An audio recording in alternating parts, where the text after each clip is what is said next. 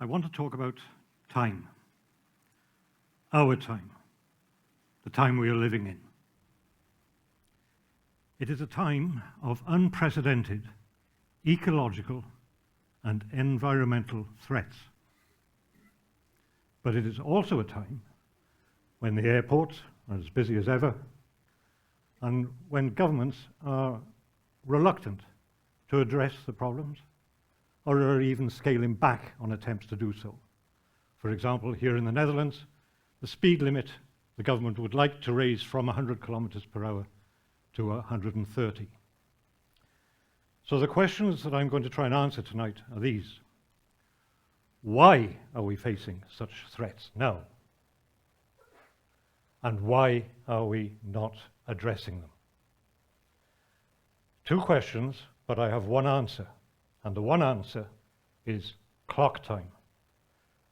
The time that emerged with the discovery of the mechanical clock.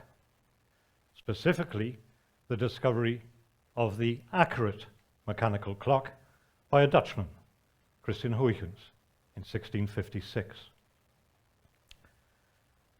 Now, before Huygens discovered an accurate clock, of course, there was time.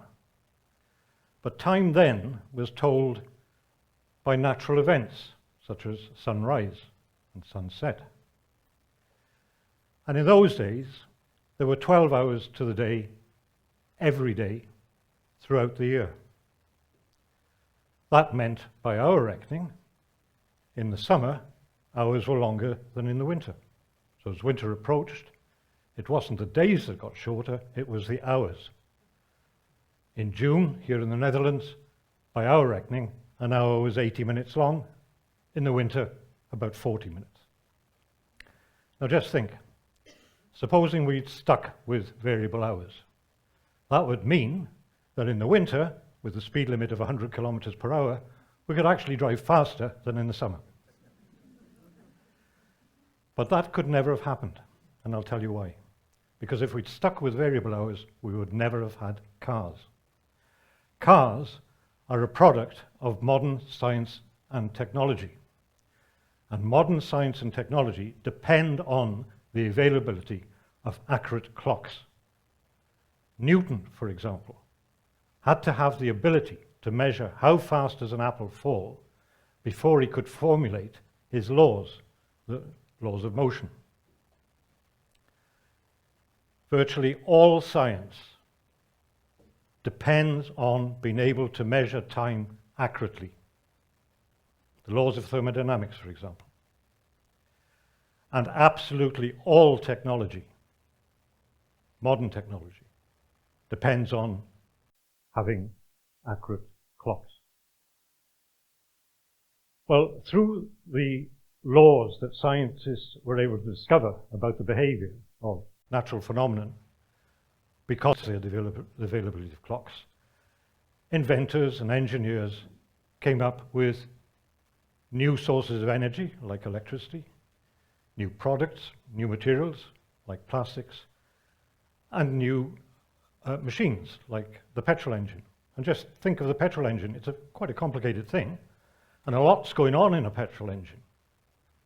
The spark plug is firing, valves are opening and closing, petrol's been injected. And all those have to happen in a perfectly synchronized, coordinated time.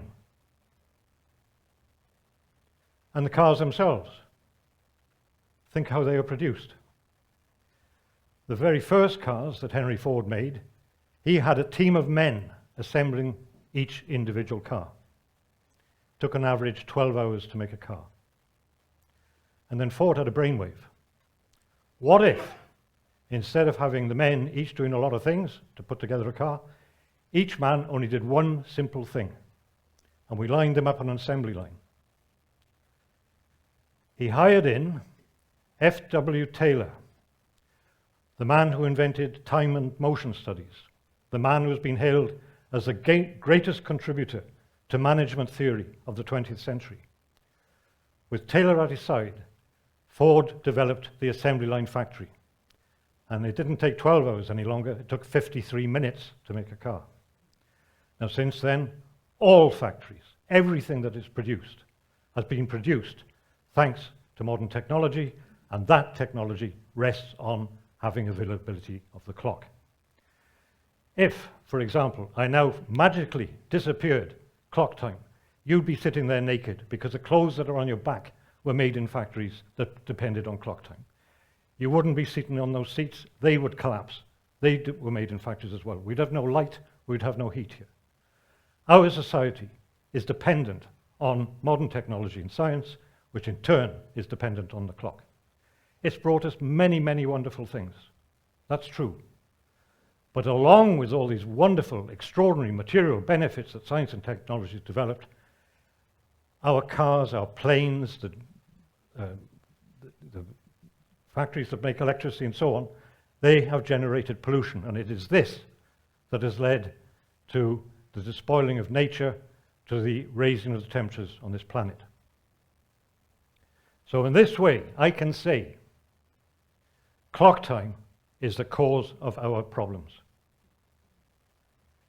But you might say, well, maybe, but couldn't we have had all these wonderful material benefits that modern science and technology has given us without the things that we don't like global warming? Well, I don't think so. Because what is clock time? Listen. Tick, tick, tick, tick, tick. That is the sound of clock time. Can you tell one tick from another? You can't. They're identical. They're meaningless. But if I look at my watch and say, right now, it's 14 minutes to 8, I am naming one of those ticks. And by naming that tick, I'm distinguishing it from another tick, 15 minutes to 8, or 14 minutes to 8, or 13 minutes to 8. The ticks do not tell me the time. I tell the time. If we hadn't changed the clocks last March from so-called wintertime to summertime, when I looked at my watch, I would have said it's 14 minutes to 7. It would have been the same time, the same moment, but I would have given it a different name. The names we give these ticks, we choose them. They're arbitrary. And in this sense, we could say that clock time is an artificial time. Now, there's nothing artificial about or arbitrary about sunrise or sunset. Nature has determined those. But with our artificial time, we have separated ourselves from nature. And in separating ourselves from nature, we have become rather careless and thoughtless about how we deal with nature. The ticks are meaningless, but there has to be something real about clock time. And there is. In clock time, an hour is an hour, summer and winter everywhere. These standardized intervals. It's the intervals which are the real thing about clock time. And because intervals are the real thing about clock time, and we live in clock time, we revere the interval. The interval for us is the measure by which we measure success. For example, we want to get as much into an interval as we can. So if we can get 100 kilometers into an hour, that's great. If we can get 120 kilometers into an hour, that's even better. So we revere speed, and we don't actually like speed limits. Our mobile telephone network is about to switch from 4G to 5G. Why? Because with 5G, we can get 10 times as much information downloaded in an interval of time than with 4G. Productivity is a standard measure by which businesses measure their success. Output per hour. Governments too. And because the intervals are standardized, we can look at how much did we do in that interval compared with that interval. So for example, last year here in the Netherlands, GDP in 2023 was 0.2% more than in 2022. And that's regarded almost as shameful, a reason to criticize the government. Because with clock time and intervals, what we really value is growth. Growth at all costs, even if it means despoiling nature and heating up this planet to dangerous levels. So, to summarize, I'm saying that clock time brought us new possibilities, new permission, and a new purpose. The new possibilities that science and technology, thanks to clock time, opened up. New permission. We're separate from nature. We don't need to worry about it. And new purpose, growth. Growth at all costs. Even if it means destroying forests, fouling rivers, polluting the sea, and heating the atmosphere. Now, what I've described is well known and accepted. We know that this planet, our world, is threatened. Why are we not doing very much about it? Why is it not absolutely topic number one for all governments of this world? Well, the answer actually is the same answer. It is clock time means that we aren't that worried. On the one hand, I think it's obvious. We've got so much faith in science and technology, and indeed they've done amazing things. So we think, it may be a problem, but surely the scientists and the technologists, between them, they can solve the problem. Well, one thing you should know is that it's the scientists themselves who are most alarmed by what is going on. And as for technology, yes, it can slow down what's going on. So, for example, switching from petrol engines to electric-driven cars, they are less polluting. But they still pollute. And new problems come up with them. The materials for the lithium that's needed for the batteries, the mining of that, and the disposal of the batteries themselves bring about new environmental hazards. So actually the choice might be more radical. It's not between petrol cars or electric cars, but it may be between cars and no cars. I'm really not sure that the technology which has brought us these problems can also be the technology which will solve them.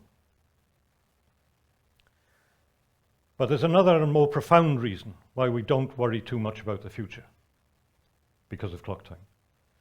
And that is because in clock time there is no future. Now, how can I say that? Well, I've described what clock time is. Tick, tick, tick, tick, tick. The ticks themselves meaningless. The future, there are future ticks, 2025, 2026, 2027, but they're just ticks. We've named them. The ticks don't become real until we are present to give them meaning. I'm giving the tick that is now meaning by being here. So are you. Ticks that have gone by in the past, we were there when they were ticking in the past, and we gave them meaning then. But the ticks from the future, we can't be there. We can't make them real. Of course, we've got plans and forecasts for the future, but these are actually maps. And you should never confuse a map with a territory. And in this case, the maps that we have do not correspond with any real territory. There is, in clock time, no reality to the future. If it's not real, it's really nothing to worry about. Deep down inside us, we know this, as long as we subscribe to clock time. Is there anything to be done? Well, basically, it will involve getting out of clock time and back into natural time. Natural time hasn't gone away. We've all got a feeling for it, though we don't use it as much as I think we should. So, for example, later this evening, you will go home, and it may be that you'll look at your watch or your clock and say, oh, it's 11 o'clock. It's bedtime. But it could also be that you go home and you're saying, oh, I'm feeling rather tired. It's bedtime. That is responding to natural time, because natural time is a time of experiences. It's very different from clock time. In clock time, we imagine we're moving along an axis of time towards the future. In natural time, we understand we're not moving. we stand still in the present. We can't be any place other than the present. We can't go back to the past. We can't go forward to the future. We stand still in the present. But something's moving, and what is moving is time itself.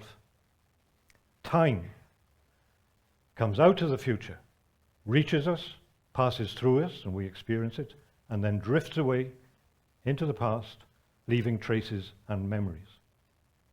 And this understanding that time comes to us, passes through us and goes away, of natural time, that was understood, of course, long before there was clock time, and is still remembered in our languages. For example, in Dutch, the word for the future is the toekomst. The future is coming to us. It's the same in German, it's the Zukunft. It's the same in French, the future, avenir, it's coming to us. And in this time, natural time, our orientation is not to the future because we can't know it, it's to the past. We look to the past for inspiration, for wisdom of how to prepare for the future that is coming. And if we look to the past, we will see and know that civilizations have come and have gone. The Babylonians came and went, the Egyptians came and gone, the Romans came and gone, Incas, Aztecs, all these great civilizations come and gone. But there's one civilization that has come and has never gone. It was already old before Rome was founded, and that's the Chinese civilization. Now in China, the focus is on the past. The queen of the sciences in China is not philosophy, it's not theology, it's not physics, it's history. The Chinese learned from the past how to prepare for the future, and their success proves how right that is. So, ladies and gentlemen, I'm saying that we are living in a troubled time because we're looking to the future thinking we control it, when actually we should be looking to the past to learn how to prepare for the future. Or in other words, I say it's time to stop telling time. It's time to listen to time and what it can tell us. Thank you.